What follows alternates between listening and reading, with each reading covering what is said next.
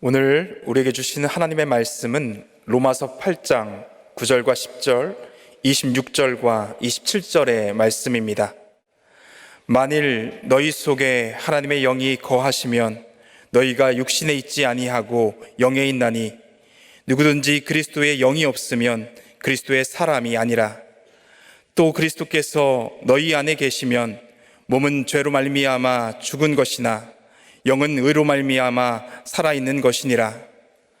이와 같이 성령도 우리의 연약함을 도우시나니 우리는 마땅히 기도할 바를 알지 못하나 오직 성령이 말할 수 없는 탄식으로 우리를 위하여 친히 간구하시느니라.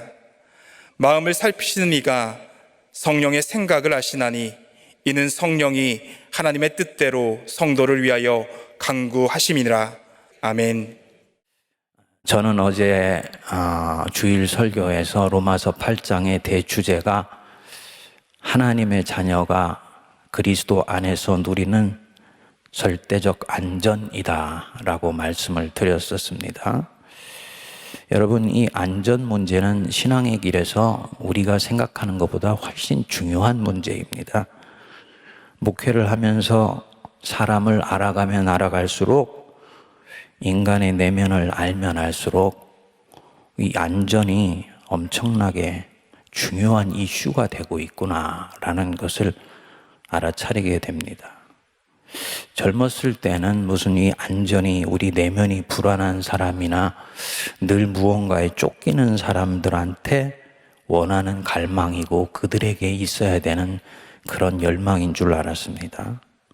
근데 목회를 하면 할수록 이 안전, 이 세이프티 문제는 특정한 순간에 성도가 어떻게 생각하고 어떻게 판단하며 어떻게 결정하여서 어떻게 행동하는가를 정해주는데 결정적으로 중요한 부분이다라는 것을 보게 됩니다. 이것은 낮은 수준의 결단에서 높은 수준의 결단까지를 다 포함합니다. 예를 들어서 지금 내 호주머니에 딱 5만 원 한 장이 남았는데 나보다 더 딱한 처지의 친구를 만났다고 치자고요. 그는 지금 단돈 5만 원이 없어서 내일까지 마감인 자녀의 입학 원서를 살 수가 없습니다. 이 노란색 신사임당 지폐 한 장이 없으면 나도 내일 끼니를 거르고 그리고 내일 하루를 안전하다고 장담할 수가 없습니다. 이렇게 되면 내 양심은 이 친구한테 5만 원을 주라고 말하지만 내 육체의 연약함 때문에 나는 그 5만 원을 선뜻 친구에게 건네줄 수가 없습니다. 원하는 바 선은 행하지 아니하고 원치 아니하는 바 악을 행하는도다 라는 바로 이 모순된 인간 영혼의 진실이 사실은 생존과 안전 문제 때문에 수없이 우리 안에 반복되고 있다는 것입니다. 물질 생활의 모든 면에 이 부분은 적용이 됩니다. 내 인생이 안전하냐 아니냐에 따라서 도덕적 선행을 할 수 있느냐 없느냐가 결정되는 거예요. 사실은 초등학교까지 공부를 하고 나면 우리는 사람이 대략 어떻게 살아야 되는지, 어떻게 사는 것이 바른 것인지를 다 알아요. 그런데 그렇게 살지 못해요. 육신의 연약함에 갇혀있기 때문이라고 사도 바울은 얘기합니다. 그 어렵게 영적으로 말할 필요 없습니다. 내가 안전하다고 느끼지 못하기 때문입니다. 높은 수준의 결단도 마찬가지입니다. 노암 촘스키라는 미국의 지식인이 지식인의 자격이라는 책을 썼습니다. 이 책에서 그는 지식인이라고 불릴 수 있는 사람들에게는 자격이 있다, 퀄리티가 있다는 거예요. 뭐냐면 결과가 어떻든 누구 앞에서든 자신이 배운 지식에 따라서 양심껏 판단해서 정직하게 반응하는 것이 곧 지식인이라는 거예요. 그것이 자본이건 권력이건 그 무엇 앞에서도 양심에 입각하여서 자기가 배운 전문 지식을 따라서 정직하게 반응하는 것, 그게 지식인이다. 그런데 현대의 소위 지식인들, 그게 대학 교수이건 변호사, 판사, 검사 같은 법계통에 있는 사람이건 문예인이건 철학자나 인문주의자건 사실 보면 자본과 권력 앞에서 정직하지 못하다는 겁니다. 오히려 이들의 편에 서서 생존을 위해서 정직을 버리는 사람들이 너무너무나 많다. 그래서 이 촘스키는 지금의 문명이 대단한 위험에 처해 있다고 안타까워합니다. 저는 매우 날카로운 비판이라고 봅니다. 그러면 질문이 여기서 나오지요. 자기 목에 칼이 겨누어질 수 있는데도 정직할 수 있다면 그럼 그 용기는 어디서 나오는 것이냐? 제가 볼 때 그거는 안전 문제예요. Sense of safety. 안전에 대한 느낌, 감각의 문제예요. 내가 옳지 않은 것을 옳지 않다고 말해도 내 인생은 안전하다는 것을 믿을 수 있어야 바르게 말할 수가 있습니다. 혹시 육체적으로는 이로 인해 고달파질지라도 그로 인해서 내 영혼은 오히려 평안하며 안전하다는 것. 오히려 옳지 않은 것을 옳다고 했을 때 사실 몸은 안전하지만 영혼은 지극히 위험스러워진다라는 이 sense of safety, 안전에 대한 이 감각이 있어야 그는 정직해질 수 있는 것이지요. 러시아의 푸틴 같은 독재자 앞에서 노라고 말할 수 있는 용기가 어디서 나오겠습니까? 그것은 sense of safety, 안전함에 대한 센스예요. 이것이 다른 이들과는 다른 방식으로 작동하기 때문에 가능합니다. 어쨌든 안전이냐 아니냐, 내가 영적으로든 물질적으로든 육체적으로든 안전하나 아느냐, 그리고 어떤 안전을 나는 더 집요하고 신실하게 추구하느냐에 따라서 낮은 수준에서 높은 수준까지의 이 결단이 가능하고, 그래서 이 안전 문제는 매우 중요하다는 것입니다. 이런 면에서 이 로마서 8장은 기독교 윤리의 초석이라고 말할 수 있습니다. 1장부터 7장까지 바울은 예수 믿지 않는 삶이 얼마나 총체적 파산 상태에 있는지를 논파했습니다. 내가 원하는 바 선은 행하지 아니하고 원치 아니하는 바 악을 행하는도다. 오호라 나는 곤고한 사람이로다. 누가 나를 이 사망의 몸에서 건져내랴. 누가 건져냅니까? 우리 주 예수 그리스도. 그래서 말씀하잖아요. 우리 주 예수 그리스도로 말미암아 하나님께 감사하리로다. 그러면 이제 자연히 여기서 논리적으로 다음 스텝이 나오는 거죠. 그러면 우리 주 예수 그리스도가 어떻게 인간 안에 있는 이 곤고함의 문제를 실질적으로 해결해 주신다는 것이냐? 그래서 로마서 12장부터 16장까지에 나오는 기독교인의 삶이 어떻게 세상에 믿지 않는 사람과 다르게 구성될 수 있다는 것이냐? 그래서 이 로마서 8장이 결국은 신앙적 삶의 디딤돌이고 초석이고 기초인 거예요. 어떻게 그리스도인이 그리스도인답게 살 수 있는지, 어떻게 그리스도인이 진짜 그리스도를 닮아가는 삶을 조금씩 실현해 갈 수 있는지, 그래서 하나님 나라가 자기 인생에 조금이라도 확장되는 데 쓰임받을 수 있는가, 이것에 대한 관건이 바로 이 로마서 8장에 있다라고 말씀을 드릴 수가 있습니다. 안전 문제이기 때문에요. 여러분, 그리스도인의 인생은 절대로 안전하다. 그것이 육신의 안전이나 물질의 안전일 수도 있지만, 그것은 어떤 사람에게서는 이제 하나님의 나라를 위해서 반납해버리는 사람도 있어요. 물질적인 안전이나 세상 사람 앞에서의 자기의 이 명예가 존중되어서 인격이 안전해지는 것을 반납할 수 있어요. 더 깊고 온전한 안전함을 추구하고 그것이 소중하다고 보기 때문입니다. 그리고 이 사람은 이때도 자기의 존재는 절대로 안전하며 내 영혼은 더욱 안전하고 싶고 그 안전을 추구하기 때문에 그렇게 합니다. 그래서 이 사람의 인생은 절대로 승리합니다. 그리스도인의 이 안전, 굉장히 중요한 부분인 거죠. 그래서 사도가 그리스도인의 인생이 어떤 위험, 어떤 위기 앞에서도 안전하다는 것을 1절과 2절에서 요약해 놨습니다. 우리 같이 한번 읽어보겠습니다. 그러므로 이제 그리스도 예수 안에 있는 자에게는 결코 정죄함이 없나니 이는 그리스도 예수 안에 있는 생명의 성령의 법이 죄와 사망의 법에서 너를 해방하였음이라. 그리스도 예수 안에 있는 자에게는 결코 정죄함이 없다. 너는 정죄받지 않는다. 너는 이제 심판받지 않는다. 그렇기 때문에 너는 네가 저지른 죄 앞에서 넋을 잃고 있을 필요가 없다. 하나님을 의지하여서 오뚜기처럼 일어나라. 아멘 하십니까? 이 회복 탄력성이에요. 근데 그게 다가 아니에요. 이 그리스도 안에 있는 자에게는 결코 정죄함이 없다. 이 말씀은 인생을 바라보는 기본 관점이 여기 들어 있습니다. 생각해 보십시오. 창조주 하나님, 우리 창조주 하나님이 온 우주 삼라만상만 지으신 게 아니죠? 하나님이 내 인생도 지으셨어요.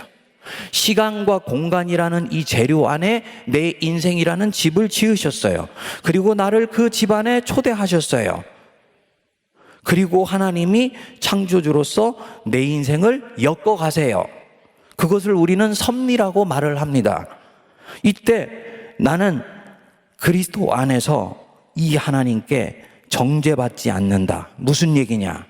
하나님이 내 인생을 내 죄와 허물에도 불구하고 수용해 주시고 인정해 주신다는 얘기예요. 예수를 믿지 않으면 운명 때문에 인생의 문이 내 앞에 탁 닫혀버리는 경우가 있어요. 예수 믿는 사람은 하나님의 섭리 안에서 닫힌 문이 열리는 경우도 있고 닫힌 문 옆에 새로운 문이 열려서 그 길을 돌파할 수 있도록 길을 이끌어 가주세요. 하나님이 내 인생을 수용하시고 인정해 주셨으며 내 인생을 주님이 결국은 승리로 이끌어 가시기로 결정하시고 나를 부르셨기 때문입니다. 폴 틸리라는 20세기의 위대한 조직신학자가 이 부분에 대해서 예일대학교에서 아주 유명한 설교를 했습니다. 설교의 제목이 You are accepted now. 너는 이제 수용받은 자이다. 너는 이제 인정받은 자이다. 라는 설교입니다. 당신은 이제 그리스도 안에서 용납받았습니다. 수용받았습니다. 이 경쟁사회와 한복판에서 끊임없이 당신은 누군가에 의해서 판단받고 정죄받고 때로는 하잘것없고 보잘것없는 인간이라고 평가절하 받을 수도 있지만 그리스도 안에서 당신은 절대로 수용받았으며 인정받은 인생입니다. 그렇기 때문에 하나님의 백성들이여 두려워하지 말고 염려하지 말며 내 인생이 절대로 안전하다는 걸 믿고 예수 그리스도의 십자가를 향해서 담대히 나가십시오. 아주 엄청난 설교였었어요. 우리 인생이 떠밀려난 인생이 아니다는 거. 저주받은 인생도 아니고 짓밟혀진 인생도 아니에요. 제가 이제 5월달 가정의 달을 지금 준비하면서 조금씩 우리 저출산 문제에 대해서 좀 자료들을 보고 있는데요. 간단히 얘기하면 저출산 문제가 무슨 문화 문제니 젊은 사람들이 애를 안 낳는다고 하는 얘기하면 간단히 말하면 젊은 친구들 얘기를 들어보면 논리는 간단해요. 결혼을 해서 아이를 낳을 수 있는 환경도 아니고 아이를 낳고 싶은 환경도 아닙니다. 1억 원을 주면은 나을래? 내가 볼 땐 1억 원 주면 나라면 나을 것 같았대. 목사님, 1억 원으로 애 못 키워요. 그래요. 왜 그러냐 했더니요. 목사님, 저는 제 인생이 행복하다고 생각하지 않습니다. 제 인생은 불행하다고 생각합니다. 헬 조선에서 살기 너무 힘듭니다. 그런데 결혼해서 내 자녀에게까지 내가 겪는 이 고통 물려주고 싶지 않습니다. 저한테는요, 심장을 찌르는 말이었습니다. 내 자녀가 내가 겪고 있는 이 경쟁사회 치열한 곳에서의 아픔과 고통을 겪게 하고 싶지 않다. 이게 무엇인가 지금 근본에서의 조처가 있어야 된다는 얘기를 하는 것입니다. 근데 그런 부분들이 있기 전에도 누군가 돌파구가 만들어져야 되잖아요. 결국 그 돌파구를 만들 수 있는 그 창조적 소수가 있다면 저는 기독교인이라고 믿습니다. 왜냐, 이들은 경쟁사회 한복판에 내던져 있다 할지라도 그것을 정글로 보지 아니하고 삶을 살아갈 수 있는 전혀 새로운 시각을 가지고 있기 때문이에요. 우리의 인생은 누가 뭐라 그래도 유기되거나 폐기된 인생이 아니라는 것. 하나님이 우리를 인정해 주시고 우리 인생을 수용해 주셨다는 것. 이게 바로 그리스도 예수 안에 있는 자에게는 결코 정죄함이 없다는 뜻입니다. 2절, 이는 그리스도 예수 안에 있는 생명의 성령의 법이 죄와 사망의 법에서 너를 해방하였음이라. 어떻게 이것이 가능하냐? 우리가 이 정죄받지 않는다는 말을 한 측면에서만 생각하면 안 됩니다.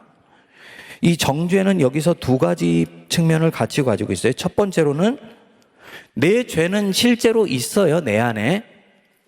내가 죄를 지었어요. 하지만 하나님이 예수 그리스도께서 십자가를 통해 하신 일을 보시고 내 죄를 용서해 주세요. 그렇죠? 이 용서의 교리죠. 자, 그러면 나를 죄짓게 만들었던 내 속에 있는 내면의 동기, 악, 죄의 힘 그대로 있습니까? 용서를 구하고 하나님이 용서해 주시는 그 순간 어디로 날아갔습니까? 그대로 있잖아요. 나를 죄짓게 만들었던 모든 내적 힘들은 그대로 있어요.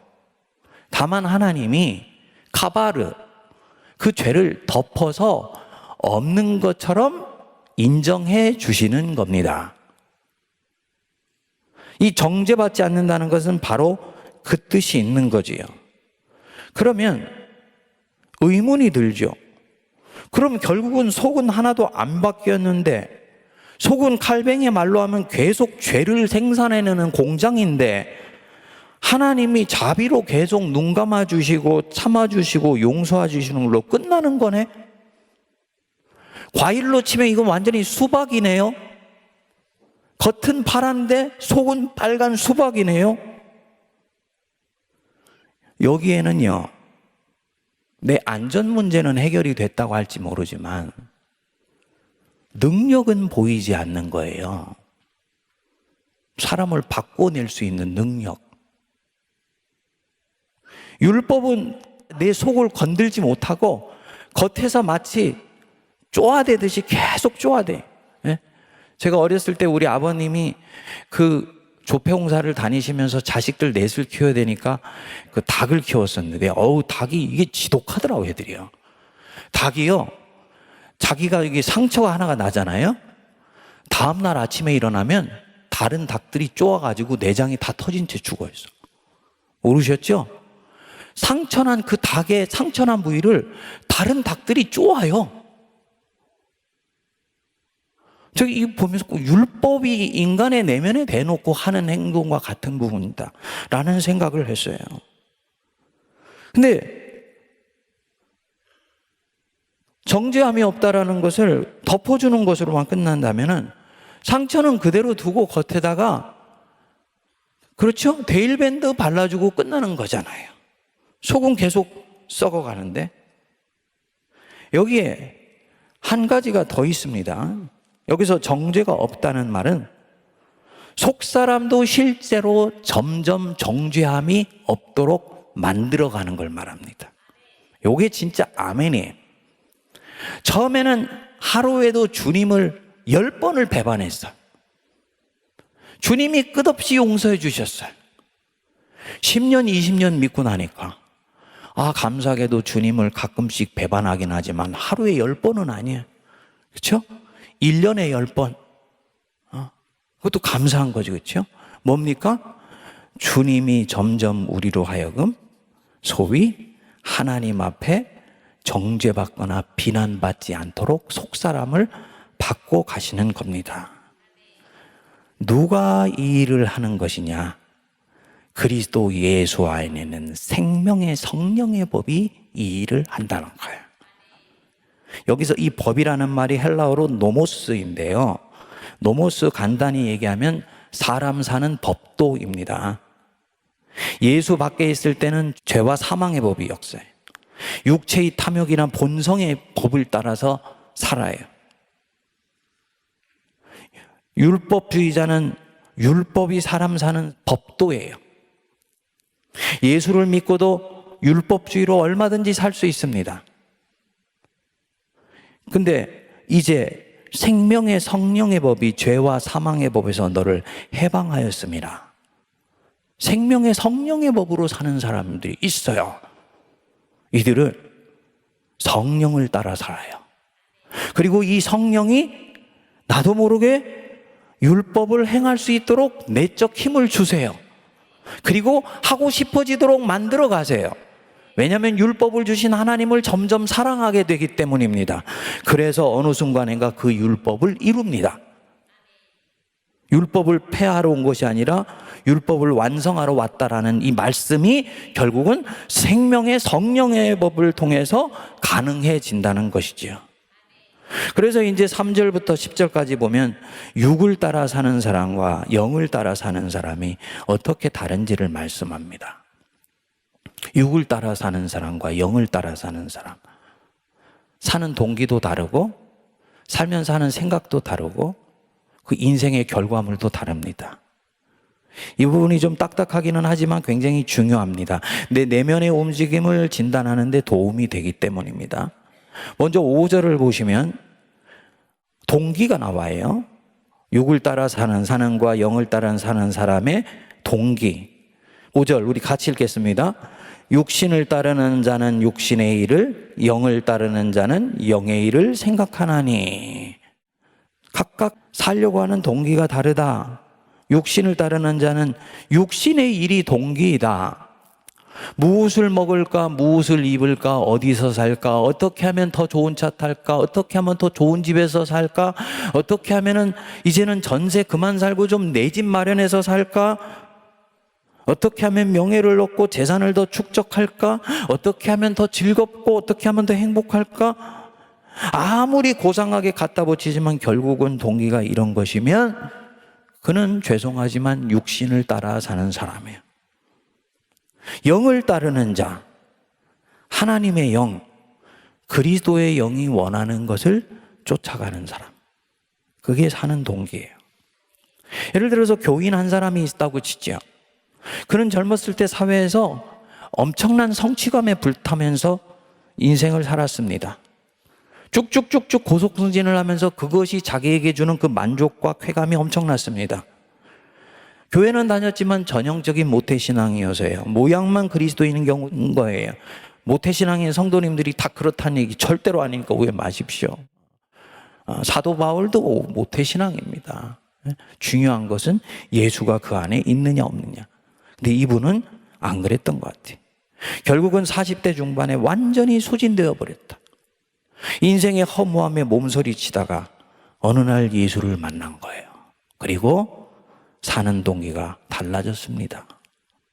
내 남은 인생 하나님과 그분의 나라를 위해 살고 싶습니다. 이게 영을 따르는 사람이에요. 근데 이렇게 사는 이 사람의 생각 어떻게 가능하냐? 이 사람이 사는 인생은 그야말로 견고한 육신의 일로 가득 찬 세계관 한복판에서 생명의 씨앗 하나처럼 뚝 떨어져 있는데 어떻게 그 견고한 아주 세속적이고 물질주의적인 세계관의 아성을 뚫고 계속 그 생각을 추동해 나가면서 사는 게 가능하냐? 이게 성령이 넣어주셔서 성령이 이끌어 가시고 있기 때문에 가능한 거예요. 이건 자기 생각이 아니고요. 성령의 생각이에요. 또 성령이 하시는 생각도 다릅니다. 8절 우리 읽어보겠습니다. 육신에 있는 자들은 하나님을 기쁘시게 할 수 없느니라. 육신에 있는 사람, 육을 따라 살아가요. 영을 따라 사는 사람은요, 어떤 것이 하나님을 기쁘시게 하는 일이지? 어떤 것이 나를 보내신 이의 뜻을 이루는 길이지? 늘 이거 생각하면서 살아요. 육신의 생각은요, 7절 보면 좀 무서운 얘기가 나옵니다. 육신의 생각은 하나님과 원수가 되나니. 여러분, 이것은 불신자에게만 해당되는 말씀이 아닙니다. 성도인데 영을 따라 하는 생각이 아니고 애고에서 나온 생각이면 그것은 지금 하나님과 원수가 되는 생각을 하고 있는 것이다. 그래서 동기도 다르고 생각도 다르고 결과는 달라지게 되지요. 6절 우리 읽겠습니다. 육신의 생각은 사망이요 영의 생각은 생명과 평안이니라. 보십시오. 겉으로 보면 똑같은 사람이에요. 눈 2개, 코 하나, 입 하나. 그런데 한 사람은 영을 따르는 사람이고 다른 한 사람은 육을 따르는 자예요. 그러면 나중에 그 끝은 하늘과 땅 차이다. 하나는 생명과 평안이고 다른 하나는 죽음이다. 하나는 하늘에 있으면 다른 하나는 바닥을 기고 있는 것이다. 하나는 절대적으로 완전한 가운데서 최후의 승리를 손에 쥐고 있다면 다른 하나는 정죄와 심판이다. 이 모든 것을 가르는 관건이 무엇이냐? 9절입니다. 우리 같이 읽겠습니다. 시작. 만일 너희 속에 하나님의 영이 거하시면 너희가 육신에 있지 아니하고 영에 있나니 누구든지 그리스도의 영이 없으면 그리스도의 사람이 아니니라. 한 사람 안에 하나님의 영이 거하시냐 안 거하시냐, 요게 관건이다. 이게 육신을 따르는 사람과 영을 따르는 사람을 가른다. 하나님의 영이 거하시냐 안 거하시냐, 이게 관건이다. 센스가 있는 분들은 좀 심각해지셔야지 돼요. 사도가 여기서 더 나갑니다. 누구든지 그리스도의 영이 없으면 그리스도의 사람이 아니라. 그 사람이 누구든지 왕이든 천민이든 백인이든 흑인이든 아시아인이든 그가 하는 일이 지금 무엇이든 그가 가지고 있는 직함이나 행위의 문제가 아니다. 누구든지 그리스도의 영이 그 사람 안에 없으면 존재의 문제라는 얘기입니다. 행위나 직함의 문제가 아니고 존재의 문제이다. 그리스도의 영이 그 사람 안에 없으면 그는 그리스도의 사람이 아니다. 그러면 그리스도의 사람이 아니면 뭡니까? 마귀의 자식이거나 세상 어둠의 자식이거나 둘 중에 하나인 거죠. 우리가 이 대목에서 심각해져야 될 부분입니다. 사도가 지금 인간을 둘로 나눴어요. 소위 요즘 정치하면 갈라치기 하지 말라 그러잖아요. 그렇죠? 갈라치기 하면 생각나는 사람이 있죠. 그렇죠? 네. 갈라치기 하지 말라 그래. 인간을 둘로 나눠서 그 사이에 자기 진영을 끌어들이려고 하지 말라는 거예요. 근데 사도 바울이 지금 의도적으로 사람을, 섞여 있는 사람들을 둘로 딱 홍해물을 가르듯이 갈라치기 했어요. 영을 따라가는 자, 육신을 따라가는 자, 하나님의 영이 들어와 있는 자, 하나님의 영이 없는 자, 갈라치기 했습니다. 이것은 우리에게는 굉장히 불편한 논리적 접근입니다. 내가 어디에 속해 있느냐에 따라서 내 인생의 동기도 생각도 결론도 전혀 다른 곳에 가 있다고 사도는 이미 논증했기 때문이에요. 당연히 이게 정말 하나님의 말씀이라고 내가 받는다면 내 안에 질문이 나와야지 정직한 것입니다. 무슨 질문이겠습니까? 내가 하나님의 영을 과연 받았냐? 하나님의 영을 안 받았냐? 왜냐하면 이건 내 행위의 문제가 아니에요. 내 직함의 문제가 아니에요. 흑인이냐 백인이냐 문제가 아니고 왕이냐 천민이냐의 문제뿐만이 아니고요. 이것은요, 행위의 문제가 아니고 직함의 문제가 아니기 때문에 내가 지금 교회를 다니고 있냐? 교회에서 내 직함이 뭐냐? 이것과 관련된 문제가 아닙니다. 이건 저한테도 똑같이 적용되는 부분입니다. 이상학 목사, 네가 지금 설교를 하고 있어. 목사야. 목사냐 아니냐의 문제가 아니고, 항존직이냐 아니냐의 문제가 아니고, 존재의 문제예요. 그리스도의 영이 네 안에 있느냐 없느냐, 이거에 따라서 그가 그리스도의 사람이냐 아니냐가 판가름 나게 된다는 얘기지요. 엄청나게 지금 아주 불편한 얘기를 사도가 하고 계신 것입니다. 마틴 로이드 존스의 로마서 강의에 보면 일화가 하나 나옵니다. 18세기 중후반에 이 영국에 탁월한 정치인이 두 사람이 있었습니다. 한 사람은 여러분들도 아실 수 있는데 노예 폐지 운동의 지도자였던 윌리엄 윌버포스라는 분이에요. 아주 기독교인으로서 아주 뭐라 그럴까, 모델이 되는 정치인이에요. 모든 사람들이 전부 노예를 하나의 상업이나 경제활동의 당연한 것으로 여겼고, 영국이 이 노예 무역을 통해서 생산활동을 유지할 뿐만 아니라 경제를 아주 세계 최강으로 만들어내는 그 한복판이 있었는데, 이분이 혼자 나와가지고 노예 제도는 하나님이 인간에 주신 권리에 위배된다고 정면으로 치고 나왔어요. 결국은 영국이 노예 폐지를 하게 되는데 결정적인 공헌을 이분이 하게 됩니다. 그리고 이 윌리엄 윌버포스가 젊었을 때부터 아주 친하게 지냈던 윌리엄 피트라는 정치인이 같이 있었습니다. 영국의 역대 수상 중에 가장 젊었던 사람이 이 윌리엄 피트입니다. 둘 다 명석했고, 둘 다 훌륭한 정치인이었고, 그리고 둘이 아주 친한 친구였습니다. 당연히 이때는 영국은 일종의 성공회라는 이런 기독교 국가였으니까 태어나면서부터 세례받고 교회를 다니고 있었겠죠. 근데 윌리엄 윌버포스가 중간에 회심해서 진짜 그리스도인이 된 거예요. 근데 피트는 다른 사람같이 형식적인 그리스도인으로 생활을 만족하게 하고 있었습니다. 교회에서 세례받고 예전 지키고 주일 출석 꼬박꼬박 하고, 그리고 교회에서 결혼하고, 뭐 이런 것들입니다. 근데 윌버포스가 늘 자기 친구인 이 피트의 영혼이 거듭나는 것에 대해서 늘 관심을 갖고요, 돌파구를 찾기 위해서 전전긍긍했어요. 그러던 중에 리차드 세실이라는 아주 위대한 설교자를 만나게 됩니다. 윌버포스가 생각했습니다. 내 친구 피트가 저 세실 목사님의 설교를 들으면 반드시 감화를 받아서 생애 전기가 새롭게 만들어질 것 같다. 그래서 결국은 사정을 해서 결국 같이 예배를 드리고 그 세실 목사님 설교를 듣게 되었어요. 그런데 평소에도 그 설교가 좋았지만 그날따라 이 설교에 불이 붙은 거야. 윌버포스는 들으면서 날아갈 듯이 기뻤죠.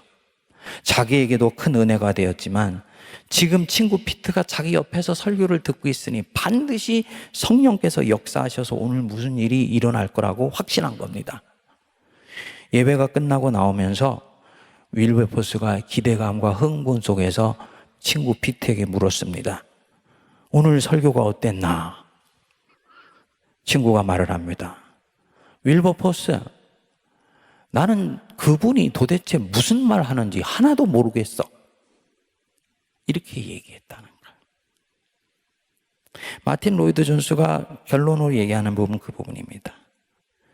영의 일은 영을 받은 사람이라야 알 수 있는 것이다. 만약 그날 세실이 10계명 중에 도덕윤리를 가지고 설교했다면 훨씬 이 피트는 명석하게 알아들었을 거예요. 근데 이날의 설교는 복음의 핵심을 붙들고 가장 중요한 것들을 얘기했는데, 이게 영의 일이기 때문에 영이 없는 사람이 알아들을 길이 없었다는 거지요. 교회에서 태어나 교회를 다니고 교회에서 세례를 받고 이미 직분을 받아도 그리스도의 영이 그 안에 들어와 있지 않으면 영의 일을 알 수가 없다.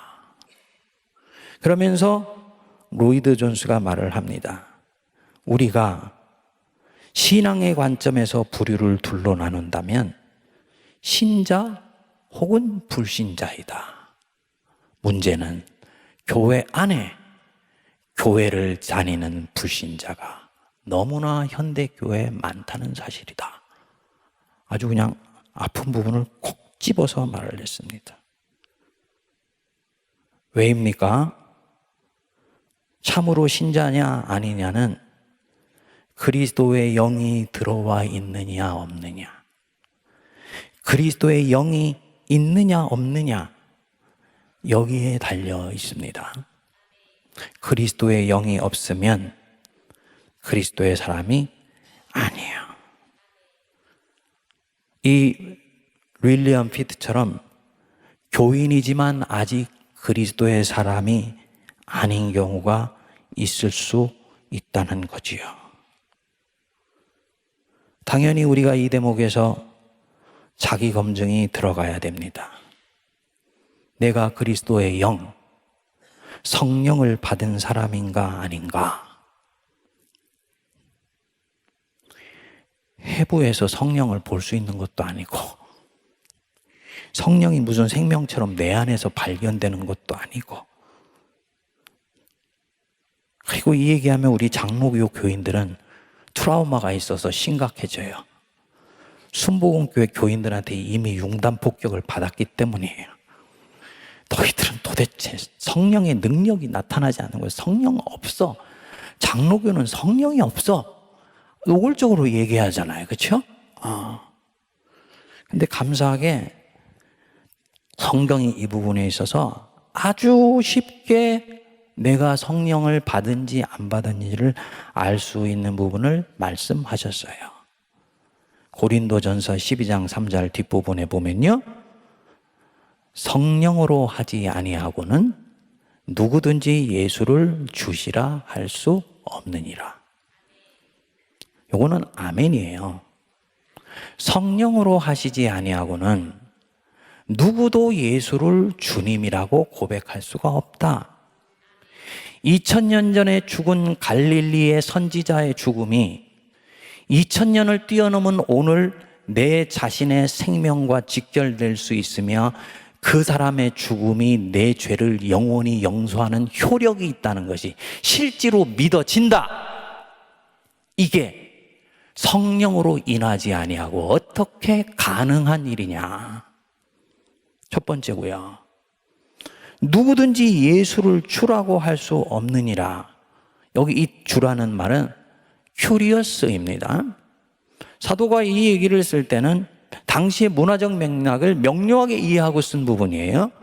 노예가 주인을 부를 때 큐리어스라고 불렀습니다. 다시 말하면 예수님이 주님이시다라는 얘기는 나는 그리스도의 노예요. 그리스도가 명령하시면 나는 그 길로 기꺼이 따라가기를 원하는 사람입니다. 이 고백은 성령으로 하지 아니하고는 절대로 있을 수 없다. 뒤집어서 말하면요, 내가 때로는 실수도 하고 아직은 거칠고 가끔씩 죄도 짓고, 그래서 이 290장을 부르면 그렇게 눈물이 나고 그렇죠? 저는 중간에 예수를 믿어서 그런지 290장을 부르면 그렇게 눈물이 나요. 연약해서 세상의 욕망에 휩쓸리기도 하고, 하지만 아무리 내가 스스로 생각하고 기도해봐도 내 안에 부정할 수 없는 명료한 진실이 하나 있어요. 뭐냐면 예수님이 내 주님이라는 거예요. 이건 또한 행위의 문제가 아니고요, 명료한 영혼과 영혼의 대면으로만 알 수 있는 고백의 문제예요. 내가 아무리 사람들에게 예수님이 주님이라고 얘기할지라도 그 영혼은 알아요. 내가 진짜 주님이라고 고백하고 있는지 아닌지 알아요. 그리고 사도는 이 부분을 놓고 말씀하는, 네가 진짜 예수님을 주님이라고 고백하고 있니? 나는 너의 행위를 놓고 얘기하는 거 아니야? 행위에 크고 작은 실수나 잘못이 있냐 없냐를 놓고 얘기하는 거 아니야? 진짜 네 인생이라는 운전대에 네가 지고 있는 게 아니라 예수님이 지고 있는 건 맞아? 혹시 네가 평소에 운전하다가 위험할 때만 예수님을 운전사로 고용해서 가는 거 아니야? 아니에요. 주님이 내 인생의 주님 맞아요. 한다면 이것은 성령으로 인하지 아니하고는 절대 있을 수 없는 일이다. 예수 그리스도가 생명의 주님이시죠? 성령 받은 것 믿으시기 바랍니다. 순복음교회 교인들이 얘기할 때도 당당히 얘기하시기 바랍니다. 너희들은 지금 성령의 능력만 보고 얘기를 하는 거잖아. 더 중요한 거, 사도 바울이 얘기한 더 중요한 것은 성령의 인격이야. 인격은 결국은 능력으로 드러나게 돼 있어. 당당하게 얘기할 수 있습니다. 정리해서 말씀을 드리면요, 성령으로 인하지 아니하고 누구든지 예수를 주라 할 수 없다. 예수가 네 인생의 주님이 맞으면 너는 성령 받은 것이다. 이게 뭐냐 하면요, 네 안에 통치권이 분명하냐는 얘기입니다. 2주 전에 설교했던 내용. 통치권이 분명하냐? 내 인생에 주님이 진정으로 주님이라는 이 고백이 분명한 것이냐? 이게 있으면 성령께서 엄청나게 역사하세요, 이제요. 모르는 것이 있으면 깨닫게 해주시고요. 잘못한 것이 있으면 꾸짖어서 회개하게 돌이키게 해주시고요. 그리고 본인이 했던 부분들에 대해서 언제든지 돌이킬 수 있는 내적 힘도 주세요. 여러분, 이게 여담인데 이게 뭐 부흥의 형식이니까 어저께 성찬식을 했잖아요, 그렇죠? 제 기억으로는 3부 때였던 것 같아요. 좀 이게 이제 이 배터리가 이렇게 떨어질 때, 늘 성찬을 하는데도 한 번씩 깜빡 잊을 때가 있어요. 떡을 다 돌리고 나서 이제 잔을 돌리는데, 이제 우리 장로님들이 이제 목사님들 서 있을 때 이제 이게 먼저 장로님들 드시도록 제가 잔을 시계 방향으로 이렇게 들고 가고 우리 부목사님이 이제 빈 컵을 받을 수 있도록 뒤따르도록 돼 있잖아요. 교인들이 다 보고 있어요, 그거를. 근데 어저께 제가 깜빡 잊고 그거를 빼놓고 그거 다 마치고 나는데 우리 장로님들 큰 그 이제 쟁반 가지고 이제 밖으로 나가시도록 제가 한 6개를 들고 이렇게 간 거예요. 순서 하나를 빼먹은 거죠. 근데 우리 저쪽에 어디 계셔? 우리 안상천 장로님 저 뒤에 계시네. 저한테 뭐라고 속삭속 하는 거예요. 근데 구체적인 소리는 안 들렸는데 시그널은 명료했어요. 목사님, 그거 아닌데. 그때요, 제 안에 2가지 아주 재밌는 생각이 하나 올랐습니다. 그냥 모르는 척 주고 그리고 잔을 돌릴까? 모르는 척 주고 잔을 돌릴까? 내가 어차피 실수한 거니까 그거 다시 되돌리려고 하지 말고 밀어붙이자. 근데 그때요, 성령의 생각이 딱 있었어요. 잘못했으면 원위치로 돌아가면 돼. 나중에요, 정말 아멘이었어요. 만일에 그렇게 했으면 희한한 상황이 벌어졌어요. 장로님들이 한 손에는 그 커다란 그 잔을 들고 다른 한 손에 장로님들이 또 제가 주는 또 잔을 먹고 아주 진풍경이 벌어질 뻔했어요. 근데 그때 그런 것이 연상이 안 되잖아요, 그렇죠? 그걸 마무리해서 실수를 인정하고 다시 여기다 놓고 이제 다시 잔을 돌리면서 생각을 해보니까, 야, 되돌아오기를 정말 잘했다. 이게 성령의 역사였구나. 안상천 장로님이 이제 천사 역할을 하신 거죠. 근데 그때요, 저한테 굉장히 소중한 깨달음이 왔습니다. 잘못했을 때는 성령이 툭 쳐주시면 원래대로 돌아오면 되는 거야. 이 성령님이 우리 안에서 하시는 일이에요. 조금 예측은 좀 적절치 않은가? 또 한 가지가, 여러분, 낙심해 있으면 성령님이 힘주세요. 아무개야 힘내라. 내가 너와 함께한다. 그리고요, 육체 한계를 넘어가게 해주세요. 저는 사실 요즘 제 스스로 좀 육체의 한계를 느낍니다. 여기까지가 지금 내 이 물리적인 몸이 할 수 있는 마지노선이다. 그런데 하루하루 미니스트리를 하면서 계속 그거를 밀고 나가고 추동해 나갑니다. 어떻게 가능하냐? 이전 같으면 못해요. 성령님이요, 저한테 계속 힘을 넣어주세요. 아무개, 이 목사, 나 정말 너 자랑스러워. 네가 네 한계를 계속 넘어가고 있잖아. 이게 성령께서 필요할 때는 한계도 넘어가게 해주시는 겁니다. 안식년 때 제가 2번의 리트릿을 하지 않았습니까? 거기서 받은 은혜가 있었지요. 그건 전적으로 성령의 역사였습니다. 제 설교를 듣는 외부 교인들이 좀 있는데 제 설교를 팔로우하면서 듣는 서울에 있는 한 교회 장로님을 안식년 마치고 만났는데 이분이 묻더라고요. 목사님, 어떻게 하면 그런 음성을 들을 수 있습니까? 저도 하나님한테 좀 사랑하신다는 음성 좀 듣고 싶습니다. 이렇게 묻더라고요. 제가 그분한테 시원스러운 답을 드리지 못했습니다. 왜냐하면 내가 그런 은혜를 받을 만한 일을 한 것이 없기 때문이에요. 안식년이니까 의례껏 기도원 갔었고요. 좀 요란을 떨어서 10일, 20일짜리 해가지고 한 달을 갔다 왔죠. 그것밖에는 없습니다. 평소에 기도원에 가면 저는 각오를 단단히 하고 갑니다. 어떤 경우에는 금식을 다짐하고 가기도 하고 기도 제목을 자세히 뽑아가지고 하나님한테 시위하듯이 때를 쓸 항목 조목조목을 적어서 가요.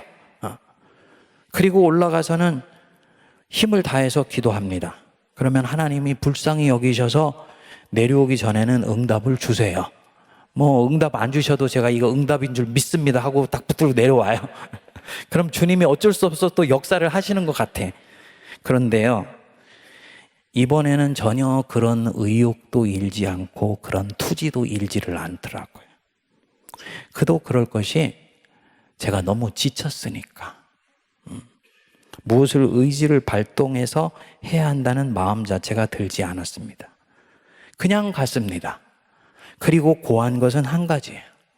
주님 아시지요? 제 처지, 제 형편. 기도할 수 있는 힘도 없는 것 같이 느껴지지만 자비를 구하며 올라왔습니다.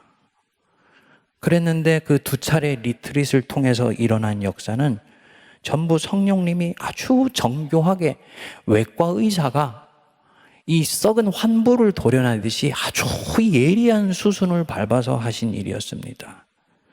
첫 번째 리트릿에서 제 인생을 보는 관점이 완전히 바뀌었다 그랬잖아요. 저는 제 인생이 축복받은 인생이라고 한 번도 생각해 본 적이 없다. 근데 되짚어서 보니까 제 인생이 굉장한 축복의 연속이라. 아, 내가 인생이 되게 축복받은 삶이었구나. 처음으로 제 인생을 진짜 하나님의 사랑의 관점에서 해석할 수 있게 된 거죠. 이거 교리가 아니고 내 영혼 안에서 수긍이 된 것입니다. 그리고 이 부분은 성령님만이 제 안에서 하실 수 있는 일이었어요. 그리고 이 작업이 되었기 때문에 2번째 리트릿 가가지고 성령님이 제 안에서 얘기하셨을 때 I truly love you 라고 말씀하셨을 때 제가 그거를 튀겨내지 않은 것 같아요.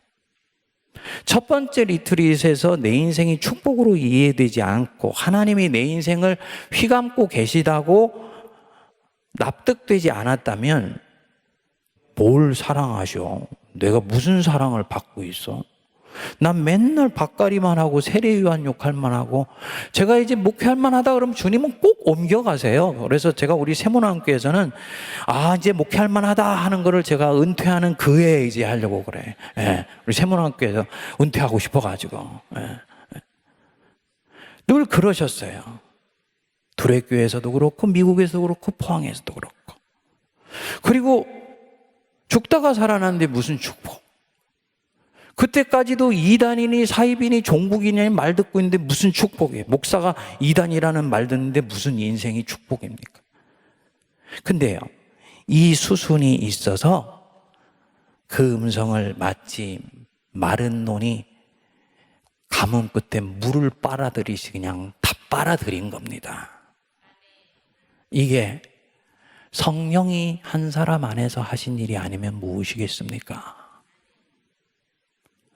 지난 금요일 밤에 일일 부흥회 때 2개의 깃발 얘기 드렸지요. 그리스도의 깃발이 결국은 나를 깊은 곳으로 가라고 말씀하시더라.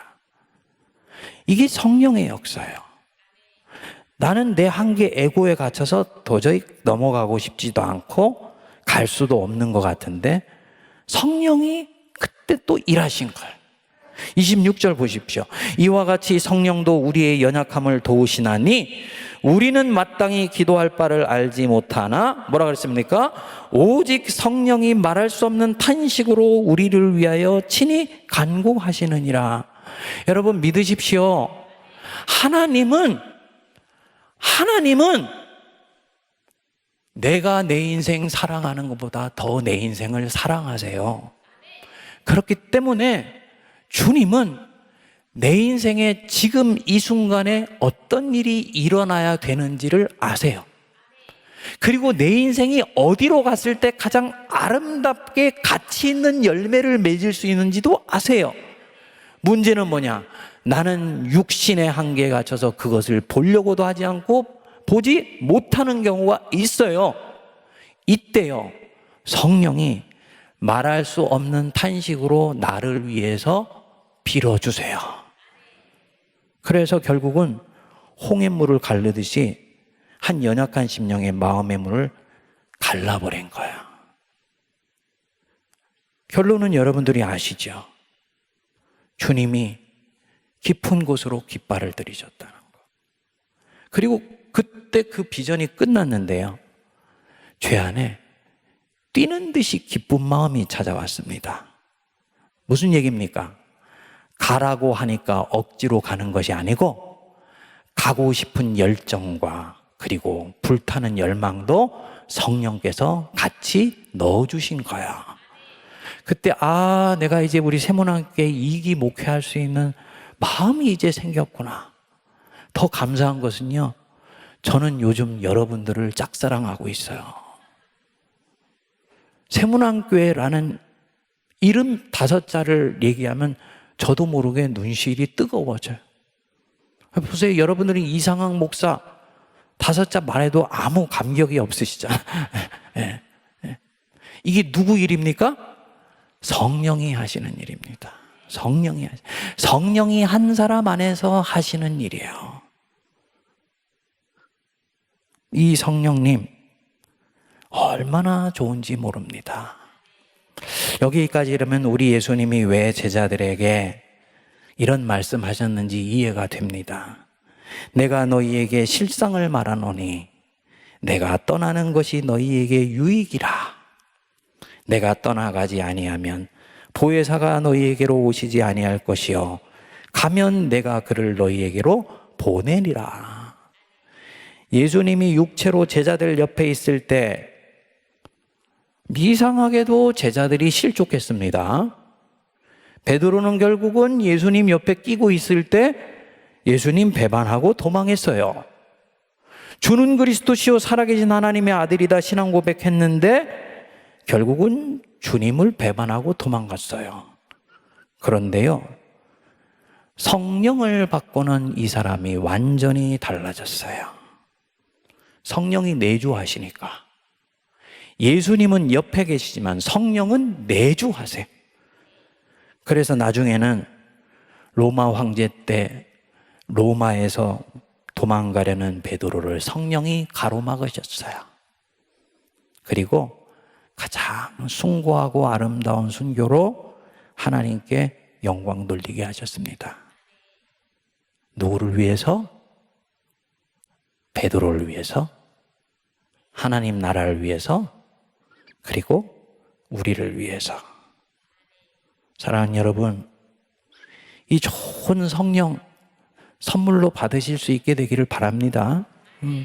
우리 주님 말씀하셨잖아요. 너희가 악할지라도 좋은 것을 자식에게 줄 줄 알거든 하물며 너희 하늘 아버지께서 구하는 자에게 무엇을?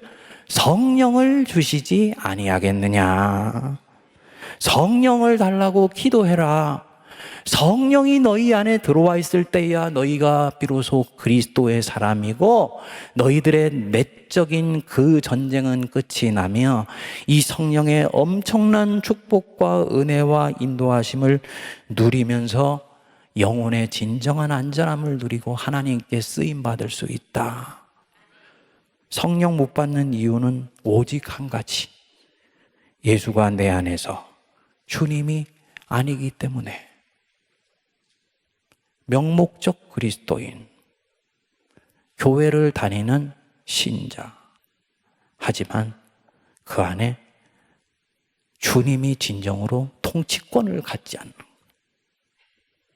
그리고 이 부분을 가리려고 한국교회가 온갖 잡것을 교회 안에 다 가지고 들어왔어요.